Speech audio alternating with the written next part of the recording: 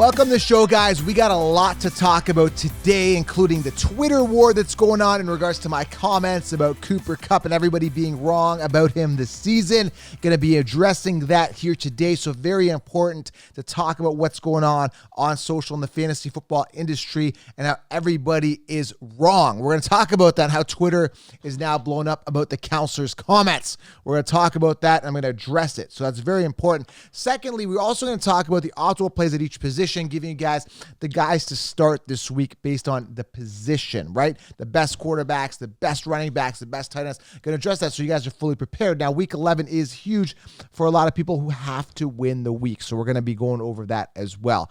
Two big announcements, including, guys, we all know George Kittle, we all know Dak Prescott, we all know Travis Kelce, but you've never seen them like this before. I'm going to show you guys this trailer that Real Truck created, guys, the trucker list. Now, what's amazing is that they've teamed up with Real Truck, and they're going to give 3 community heroes their dream trucks. Watch this trailer. What happens with someone who spent their whole life given to others, finally get something in return? We're handing these keys over to you. Oh my God. Yes. So that we can make sure this is the story of unsung heroes, Amazing trucks. And dreams that come true. I'm Dak Prescott. I'm George Kittle. I'm Travis Kelce. And this is the Truckit List. This is the Truckit List. This is the Truckit List. Is that enough about it? You trying to take it for a spin? I'm ready. So that's amazing, guys. Go watch these episodes. The first episode comes out tomorrow, so make sure you guys visit at Real Truck on Instagram. Check out their bio. I've linked it below as well. You can go right to the website. Go check them out, guys, right now. Watch these episodes. Watch the inspirational story and watch how these players, these pro athletes, give back to community heroes and gift them with an amazing truck. Remarkable, guys. Go follow the links below. Secondly, guys, head on over to Hooters.com or download the app right now. Hooters.com is a place where I get my food for the game. Go enhance that game watching experience. Try the wings, try the nachos. Go experience that, guys, right now. Hooters.com, download the app. Code you want to use FFC20 to save yourself $10 on order of 30 or more on takeout or delivery. Select locations across the U.S. Go order some wings for the games, for UFC, for Sunday Night Football, for Monday Night Football. Hooters.com, and the code you want to use to save is FFC20.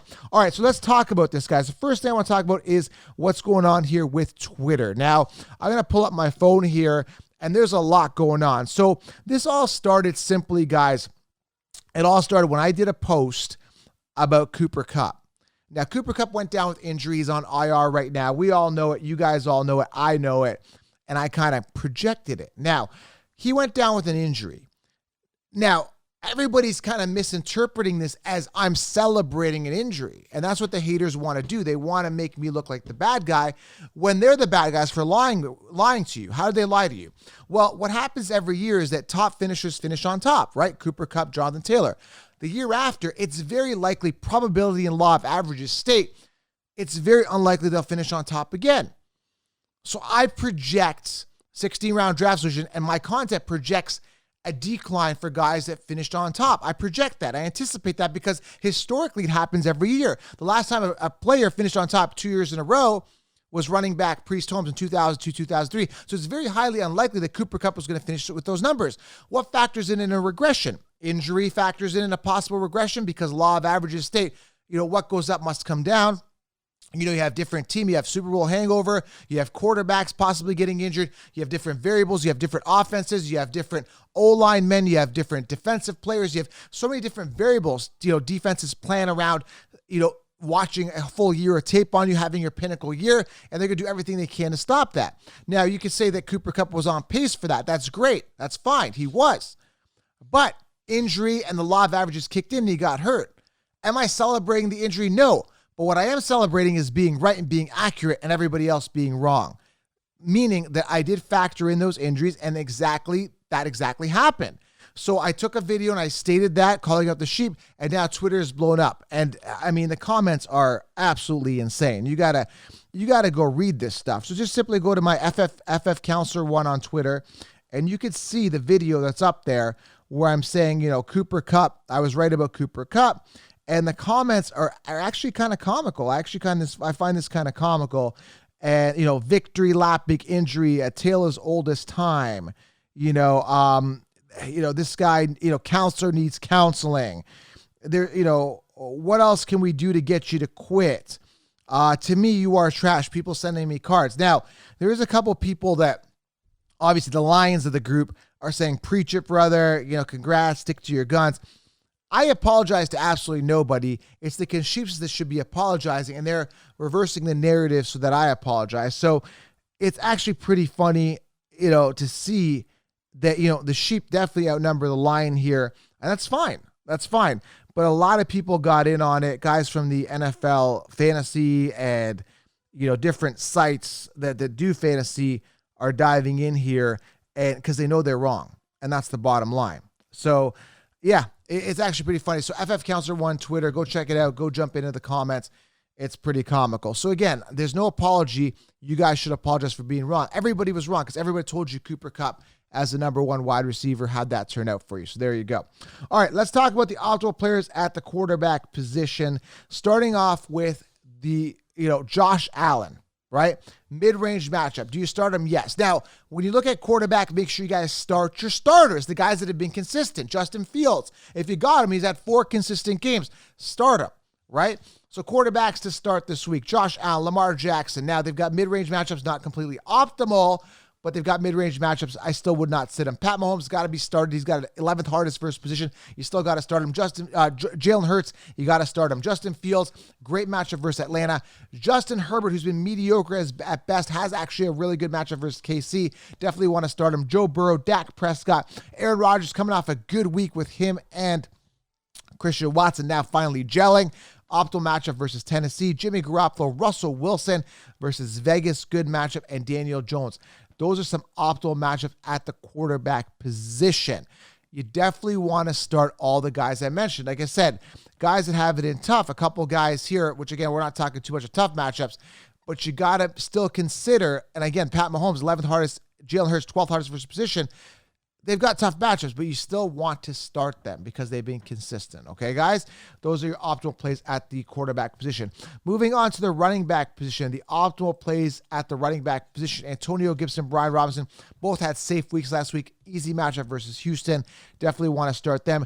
Clyde Edwards-Helaire, been sucking. Okay, 0 points last game, but Isaiah Pacheco, all these guys, whoever you decide to start from KC, whether it be McKinnon, who had a 12-point week last time he played, whoever you want to start, they do have a good matchup versus the Chargers rush defense. But do you trust them? Not necessarily. Just because a good matchup doesn't mean you have to start them. Be cautious. Devin Singletary coming off a hot week. Great matchup versus position this week versus Cleveland. Tyler Algier and Patterson, great matchup this week. I know Patterson had a bad week last week. Playing Chicago, good matchup. Kenyon Drake, who's been hot past couple weeks. Okay, good matchup versus Carolina. Definitely want to consider starting him if you got him. Saquon Barkley, consistent as they come. Great matchup versus Detroit. Melvin Gordon, Latavius Murray versus Vegas. Good matchup versus Pittsburgh. Could be solid flex plays if you want to start those guys. Derrick Henry, optimal matchup this week, guys. Derrick Henry, easy matchup versus position versus Green Bay. Christian McCaffrey, who's been solid. Great matchup versus Arizona. Jonathan Taylor coming off a hot week. Definitely want to start him as well. Austin Eckler coming off a 13-point week. Mid-range matchup. Definitely want to start him. Miles Sanders coming off a 5-point week. Mid-range matchup. Definitely want to consider starting him. Those are your optimal plays at each position. Do you want to sit Nick Chubb, who's got a mid-range matchup? No, but I gave you guys the optimal plays at each position. All right, guys? Definitely want to consider starting them. A guy like Tony Pollard. Do you want to start him? Absolutely. Coming off a 25-point week. Zeke could be back. Even if Zeke comes back, Tony Pollard had a good week, but he's got a tough matchup versus position. Minnesota. Just because it has a tough matchup doesn't mean you sit him. Okay, guys? I'm just giving you guys the optimal matchup so you can make executive decisions, whether you're playing DFS or whatever platform you're playing, right? Let's go to the optimal matchups at the wide receiver position here. T. Higgins, great matchup versus position versus Pittsburgh. Darnell Mooney, who's been heating up. Not over the top amazing, but heating up versus Atlanta. Great matchup versus position. Christian Watson coming off that hot week. People are asking, do I start him? Yes, he's got the most upside amongst wide receivers on his team. Definitely want to start him coming off a 36-point week. He's heating up. Christian Watson, easy matchup versus Tennessee. Second easiest versus position. I like him a little bit more than Lazard. CeeDee Lamb coming off a hot week. Great matchup yet again versus Minnesota. Do I expect CeeDee Lamb and Watson to repeat those games? Absolutely not. But what I am expecting is a good matchup and good play and a solid floor out of both CeeDee Lamb and Christian Watson yet again. Joshua Palmer, DeAndre Carter from the Chargers. Like I said, good matchup versus KC. They gave up a lot of points. DJ Moore versus Baltimore. Good matchup versus position. You may want to consider starting him. He's been boring and lackluster, to say the least, coming off a 7-point and a 4-point game in the prior 2 weeks. But a good matchup for Mr. DJ Moore. Nico Collins, who was a top target getter last week, coming off a 16-point week. Good matchup this week versus Washington. You may want to consider starting him. Stephon Diggs, Gabe Davis, great matchup for the Buffalo Bills versus Cleveland. Start all those guys. Justin Jefferson coming off one of the hottest weeks ever. Great matchups this week versus Dallas. Both him and Thielen are startable versus Dallas. Good matchup versus position. Now, those are your optimal matchups versus position. Again, I will be talking about guys to sit this week as well. You also want to consider starting DeAndre Hopkins, who's got a relatively favorable matchup as well. All right. Optimal peak matchups. If you want to start him for DFS, if you're starting for year long, definitely start him. But again, at this point in the game, start your starters. Start the guys that be consistent. You should know who to start at this point. If you're playing year long in DFS, I've given you a ton of great options here. All right. At the tight end position here, start your most consistent tight end. Kelsey, mid-range matchup. Mark Andrews, definitely want to start him. Check his health status. George Kittle coming off a crappy week, 3 points last week. Actually got a good matchup versus Arizona, second easiest at the tight end position. Now, note Hawkinson does have a tough matchup. Second hardest versus position versus Dallas this week. They play tight ends a little tougher. Just be aware of that, though. But you definitely want to start TJ Hawkinson. Dalton Schultz coming off some hot, steady weeks. Definitely want to start him. Good matchup versus Minnesota. Gerald Everett, you definitely want to start him as well. Mediocre past couple weeks, but great matchup versus KC. Greg Dulcich, Denver versus Vegas. Good matchup versus position this week. A lot of people asking about him. You definitely want to start him based on matchup. Tyler Conklin coming off a 2-point week, 26 points the week before. Very inconsistent. If you're debating on Conklin this week, definitely want to start him completely. Good matchup this week, all right? Let's see if there's any other optimal matchups you want to consider here at tight end. Like I said, Conklin, Schultz, Everett, Cole Kmet. He's been red hot. You definitely want to start him. 12th easiest matchup versus position. Robert Tonyan, 14th. That's a mid-range matchup, it's safer to say. Tonyan coming off a 2-point week, 6.9. Not very trustworthy. Does have a mid-range matchup. Could have a bounce-back week. Definitely want to consider starting him. And like I said, Travis Kelce, Mark Andrews, check the injury there. Hayden Hurst, people asking about him. 10th hardest matchup versus position. You may or may not want to consider starting him. But again, look at consistency at the tight end position. But now you know who the guys that have the optimal start are. All right, let's talk about the defense position streamers. Saints versus the Rams, Eagles versus Indy. Great streaming defense if you don't already own them. They've been pretty safe. Bengals versus Pittsburgh. Pittsburgh offense has been pretty much of a mess this year. Rams versus the Saints. Falcons, believe it or not, have a good matchup versus Chicago. That's based on the season. Understand Chicago's been doing better, so Falcons may not be a good streamer, but on paper, based on the year, Atlanta is good. Probably don't want to stream this year, but just be aware based on the year Atlanta versus Chicago. But Chicago has been heating up, so be cautious if you have an Atlanta defense. Raiders versus Denver. Denver heating up a little bit, but Raiders could be a defense to start. Texans versus Washington. Again, based on the year, Washington's been heating up lately. Be cautious there. So, again, I'm looking at the defenses to stream. Maybe the Saints versus the Rams because, again, they've been banged up. Cup's going to be gone. Eagles versus Indy, but Matt Ryan's been heating up, so be cautious there. Bengals versus Pittsburgh. I kind of like the Bengals to stream. Rams versus Saints. I don't mind them. Giants versus Detroit. I wouldn't mind considering them. Jets versus New England. Cardinals versus San Fran.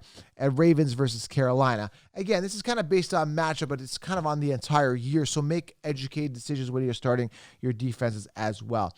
If you're new to the channel, make sure you guys subscribe, follow on social for everything fantasy football with the Lion mentality. Make sure you guys subscribe. Got lots of work to do today. I appreciate you again. Go check out Real Truck and check out those episodes with the amazing giveaways to the community heroes. All right, guys? Appreciate you. We'll talk soon. I'm out.